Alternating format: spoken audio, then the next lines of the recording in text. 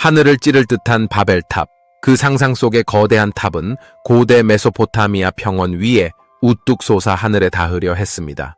인간의 야망은 무한했고 그들은 하나의 언어로 하나의 꿈을 품었습니다. 하지만 그 끝은 거대한 혼란과 파멸이었습니다. 이 신화 속 이야기는 단순히 고대 건축물의 실패를 담고 있는 것이 아닙니다.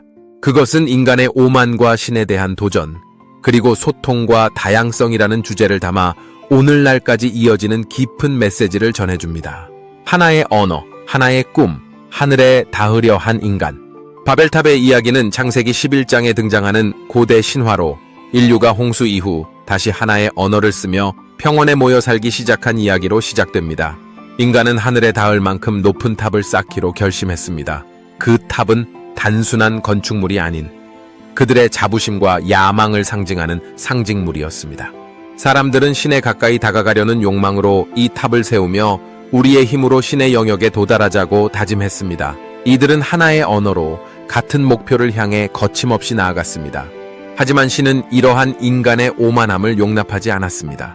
그들의 의도는 신성한 질서를 위협할 수 있었기 때문입니다. 신은 인간의 행동을 보고 그들이 모두 같은 언어를 사용해 하늘에 닿으려 한다면 그들이 하지 못할 일이 없을 것이다 라고 우려했습니다. 이에 신은 인간의 언어를 혼란스럽게 만들고 그들 간의 소통을 방해했습니다. 더 이상 서로의 말을 알아듣지 못한 인간들은 탑을 쌓는 일을 중단할 수밖에 없었고 각기 다른 언어를 쓰며 온 세상으로 흩어졌습니다. 신화가 담고 있는 상징. 바벨탑 이야기는 단순한 탑의 붕괴를 넘어 인간의 오만과 한계를 경고하는 중요한 상징을 담고 있습니다. 신화를 통해 우리는 인간이 신과 맞먹는 존재가 되려는 욕망이 결국 어떤 결과를 초래할 수 있는지 엿볼 수 있습니다. 인간의 한계와 오만. 바벨탑은 인간이 자신의 힘으로 신의 영역에 도달하려는 시도를 상징합니다. 인간은 기술과 지식을 통해 그 한계를 뛰어넘고자 하지만 신화는 이러한 도전이 결국 실패로 돌아가며 인간의 한계를 인정할 수밖에 없음을 보여줍니다. 이 이야기는 인간의 본성에 대한 깊은 성찰을 담고 있습니다. 신의 질서를 거스르려는 시도는 항상 위험을 동반하며 인간은 신과 같은 힘을 가질 수 없다는 경고를 담고 있죠. 언어와 소통의 중요성. 바벨탑 신화에서 언어는 중요한 요소로 등장합니다. 인간이 하나의 언어를 사용했을 때는 그들이 큰 일을 이룰 수 있었습니다. 하지만 언어가 혼란스럽게 되자 그들은 더 이상 서로를 이해할 수 없었고 공동체는 붕괴되었습니다. 이는 소통이 얼마나 중요한지, 언어가 단순한 의사소통 수단을 넘어 문화와 정체성을 형성하는 핵심적인 역할을 한다는 것을 보여줍니다. 현대 사회에서도 서로 다른 언어와 문화가 공존하면서 소통의 어려움은 여전히 큰 과제로 남아 있습니다. 다양성의 가치. 언어의 혼란은 인류를 다양한 문화와 언어를 가진 집단으로 나누는 결과를 낳았습니다. 이로 인해 인류는 하나의 문화나 언어로 통일되지 않고 다양한 문화와 언어가 공존하게 되었습니다. 이 다양성은 인간의 풍요로움을 더해 주었으며 각기 다른 문화적 배경을 가진 인류가 함께 공존하는 모습을 만들어냈습니다. 오늘날에도 다양한 언어와 문화는 인류의 중요한 자산으로 평가받고 있으며 바벨탑 이야기는 이러한 다양성의 가치를 상기시켜줍니다. 바벨탑 이야기와 예술. 바벨탑은 오랜 세월 동안 수많은 예술가들에게 영감을 주었습니다. 중세부터 현대에 이르기까지 화가, 작가, 시인들은 이 탑을 통해 인간의 한계와 오만을 탐구해왔습니다.